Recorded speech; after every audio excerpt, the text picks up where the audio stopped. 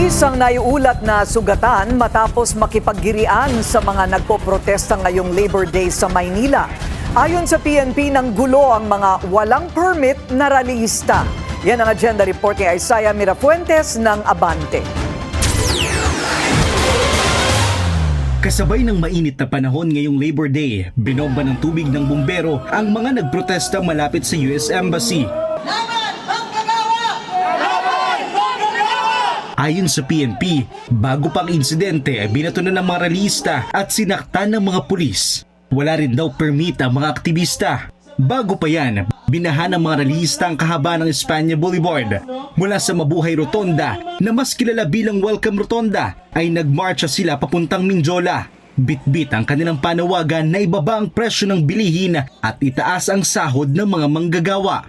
Pasado alas 8 ngayong umaga na nagsimula na lumakad itong mga nagpuprotesta. Mula doon sa Welcome Rotonda ay lumalakad na sila papuntang Mindiola. Bit-bit nila ang kanilang mga panawagang itaas ang sahod ng mga manggagawa. Dito nga sa Espanya, punong-puno na ng mga nagpuprotesta at padagdag pa sila ng padagdag.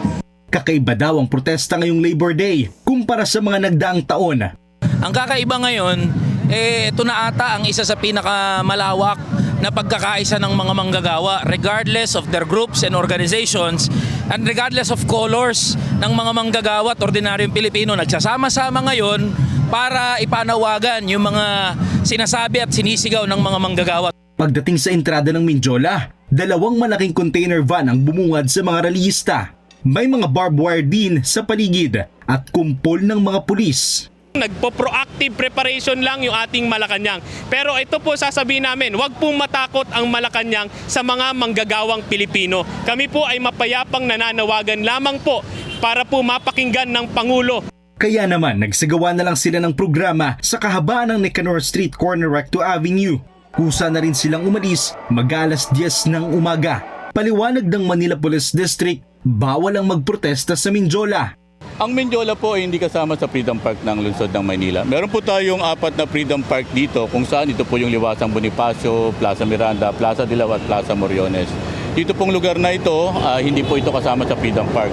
Sa kabuuan, naging generally peaceful naman daw ang mga protesta ngayong Labor Day. Para sa agenda, Isaiah Mirafuentes, Abante.